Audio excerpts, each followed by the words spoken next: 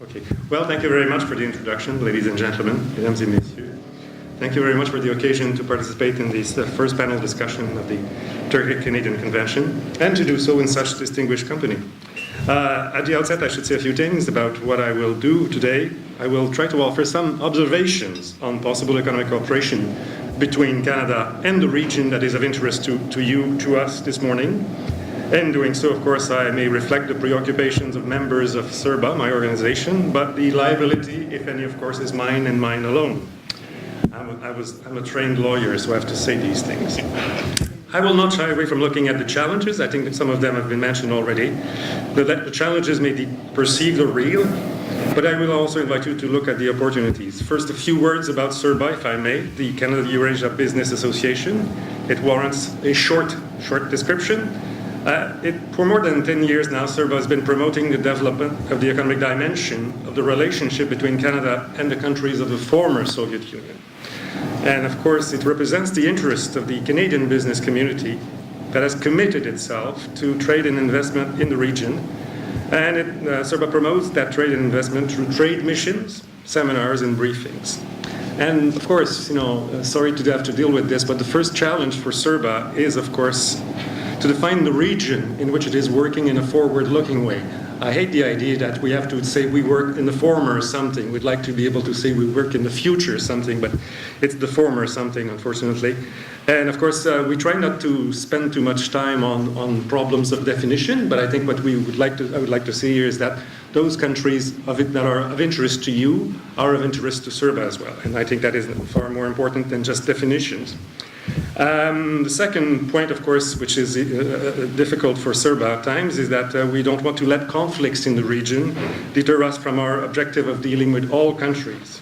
That is why, for instance, we are working with Azerbaijan and Armenia, as well as we're working with Russia and with Ukraine as much as possible. The other challenge, of course, is to escape the idea that CERBA is a Russia-centered organization, Russia-focused. It is not. It spends, of course, a fair amount of time developing economic relations with Russia, but we are, we're in the process actually of changing our name to make sure that people understand that we're not just about Russia. And of course, if it was just about Russia, I would not be here this morning. I'll skip the part about myself. If you want to know what I did in the mid-90s at the OSCE, was to try to promote human rights and democracy in the region through a very small organization. One of the most interesting aspects of that job in those days, if I may say, and it has to do with Central Asia, is that as part of this opening process, my job as deputy director was to be in charge of the intern who was coming to the office. And in those days, the interns were all coming from Central Asia.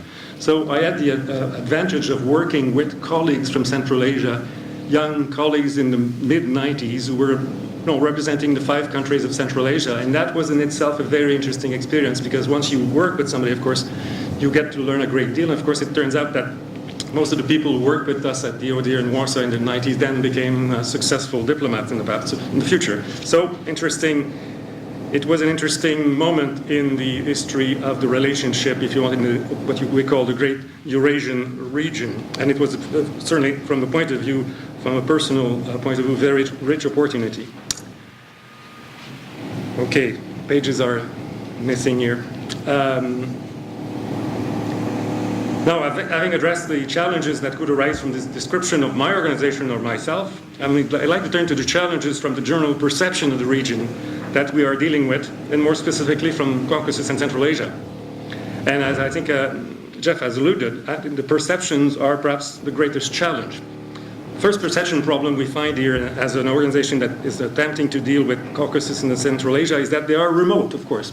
They are of very little interest to Canada. In Canada, you receive very little media attention. And of course, for better or for worse, in itself, the region Caucasus and Central Asia does not have, except for Armenia, does not have a very large diaspora. And of course, for those who might be attempted to pay attention to the region, they will probably see, and there's a Russian saying that applies here, but I'll spare you that. It's a complicated environment. It's the, as they say, it's the Orient, and it's difficult to understand, and we're not always well equipped to understand. And even at times, a cursory look at the region may lead one to the hasty conclusion that it does not distinguish itself by its modernity. There is much more modernity to the region than we see, but of course the images that we get at times as tourists are more of the history of the region than its future. For the sake of trying to get more attention or to explain the relevance of the region, it might be useful to describe it in general terms as that peaceful part of the world that sits somewhere between war-torn Syria and Afghanistan. I think that might get you more attention. Of course, a passing observer may say, well, it's dangerous, but then, of course, it's not dangerous enough to avoid, but it's not enough to pay too much attention. And the rare occasion when the region is covered in the news is when clashes erupt, for instance, in the conflict area between Azerbaijan and Armenia. On the other side, on the economic ledger, if you want, it might be useful to draw attention not so much to the economic might of the region or its share of global trade, but instead to its sheer size and its share of the world natural resources. Just by way of example, I didn't want to start with statistics. Of course, Kazakhstan is the 9th largest country in the world and the largest producer of uranium with about 40% of the world production.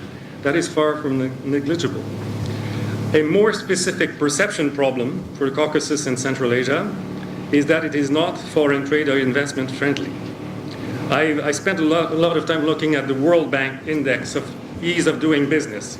It is very interesting, but it's not something that one should look at very, I think it deserves a lot more, how to say, not just attention, but passing attention.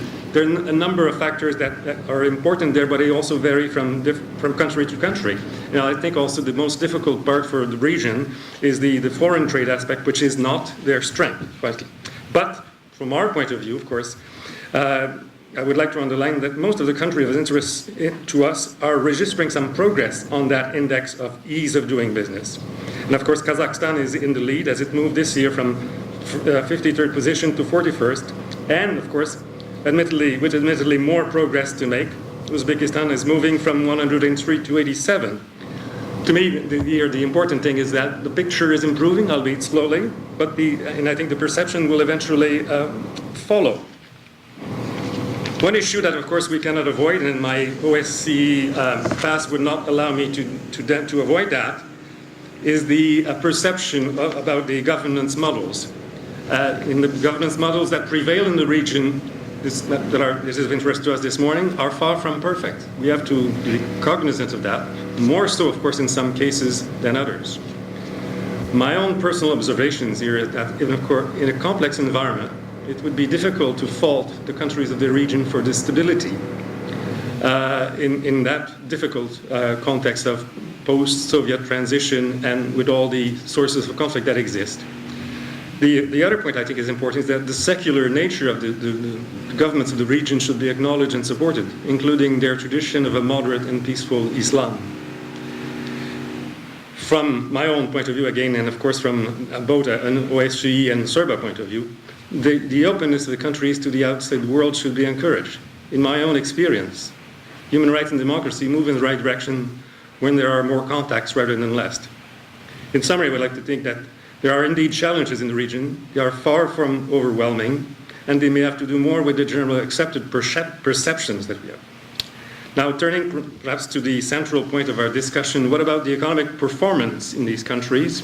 Challenge or opportunity? The main question before us this morning. Without digging too deeply into economic analysis, I would draw your attention to two features, of course, of the regional economy. On one side, a problem which affects some of our countries and with which Canadians are becoming more familiar is the dependence on natural resources for overall economic health and for foreign trade.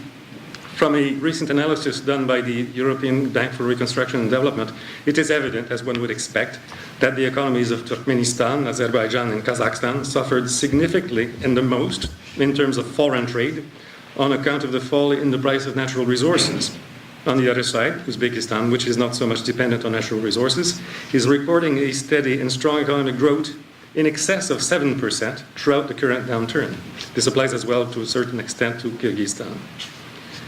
So the downturn that gave its title to our panel is real, but it's certainly not the same throughout the region. In my own experience, of course, I would like to think that I'd like to underline also that the region has a lot more staying power than current economic figures may show. I have as they say, a pet, peeve, so to speak, one of the things I like to look at is demographic strength. And in that context, of course, the region is strong. The lowest population median age is in Kyrgyzstan. The highest median age is in Azerbaijan. Kyrgyzstan is 25, Azerbaijan is 31. Canada, by comparison, is at 41. And of course, you might say, well, what about life expectancy? Well, life expectancy in Central Asia and the Caucasus is still reasonable, and it hovers around 70, which is not bad in the circumstances. As a good bureaucrat trained in all these years, of course, I will give you a quote from the World Bank, which I think is perhaps summarizes to a certain extent what we see from CERBA as the general picture in Central Asia. The economies of Central Asia are facing complex headwinds against the backdrop of adverse global developments. The prospect for many of the economies are for weak growth at best. However, several of the headwinds also carry seeds for future growth, and I think that's what makes us interested in the region. Likewise, again, if I may say, as a long-time observer of the region, I would like to offer you the observation that each challenge offers a different opportunity. You may remember the old, the previous, one of the early prime ministers and reformers after the collapse of the Soviet Union in Russia, Egor Gaidar. And I'm following here on some of his own observations. A slowing economy is more receptive to reform and diversification. A steady growth, of course, can support more active international trade. Gaidar used to say that the worst thing that could happen to the economy of Russia at the time was the very high price for natural resources, in the sense that if there is a lot of income, there is no appetite for reform. So in those cases where we see now some challenges from an economic point of view, we'd like to think that this opens the door to a more open, if you want, approach to diversification and reform. Now, the big question for us ultimately is, what are the opportunities that Canada might find? What is it that the countries of Central Asia and the Caucasus might need from Canada? We received recently in Ottawa the ambassador in Uzbekistan, and I was delighted to hear him say that, of course, the thing that a country like Uzbekistan wants to get from Canada is innovation. From the point of view of CERBA, also, I think this is what we have to offer. These are economies that are doing steady progress, but what they need is not more of, they are relatively self-sufficient, but what they really need more than anything else is innovative technologies that will take them to the next stage of development. And of course, this applies to innovation in general, regardless of the state of the economy. But I'd like to think that what we see in terms of the interest of the stakeholders of CERBA is interest in infrastructure, including in transport and tourism, residential housing, because of course population, strong demographics, some economic growth means that people want better housing, and I think that's where Canada has a strength also. Sustainable development in the context of natural resource management. Mind you, you cannot avoid this one, climate change response. We discussed this recently with the ambassador of Uzbekistan. The issue here is the efficient use of fossil fuels and a modern, more sophisticated water management. Of course, you will not, it is difficult to forget the Aral Sea disaster or the ongoing debate in the construction of dams in the mountains of Kyrgyzstan. And if you watched what Minister Stéphane Dion was saying just a couple of days in Quebec City, the issue of water, of course, water can be a source of conflict, and if it can be a source of conflict in any region, it's probably more in Central Asia than any other country in the world. And what we of Canada have to offer is perhaps a more advanced way of water management. We have experience. I mean, you may not intuitively compare Canada with all its water resources to countries like Central Asia. But it's not so much the quantity of water that matters, it's how you use it properly and how you keep it and clean it. So I think this is where it's a very important area of interest. And I think some of the students of Professor Sahadeo have already paid attention to this issue in their research work.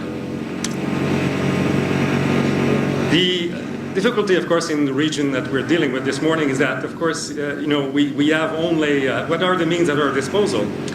Only in Kazakhstan do we have a resident Canadian ambassador, but major financial institutions are present and active in the region, including the European Bank for Reconstruction and Development, the World Bank Group, and the Asian Development Bank. My sense is that you don't have to be alone. If you want to do business in the region, the best thing to do is to find yourself a good partner.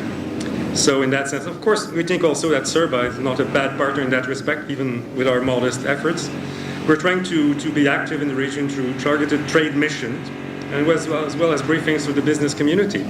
I should also here underline that the inaugural meeting of the Canada-Kazakhstan Business Council will be held later this month, May 28 in Kazakhstan. And in this context, CERBA is partnering with the Chamber of International Commerce of Kazakhstan in this new endeavor. So I think that there is promise here. I would like finally to offer a few observations on trade promotion, perhaps with a member of parliament in the room.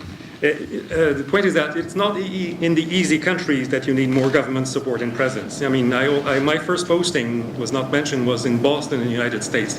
And I was amazed at the amount of trade that happens, regardless of the work of the Canadian consulate there, with all due respect. Business happens between Canada and the United States. You know, there will be sales of all kinds of things, and the trade commissioners may claim credit for it, but they should claim very little credit because, of course, it's the natural flow of trade, and there is proximity and knowledge and common approaches. Whereas in the more difficult countries of the Caucasus and Central Asia, this is where you need more experience, more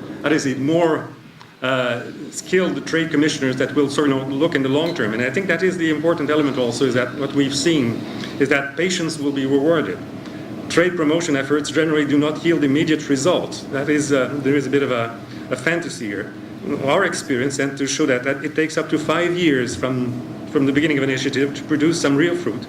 You might see the time that it might take to transform a challenge into an opportunity. So my final word was to be, forgive my optimism. Thank you very much.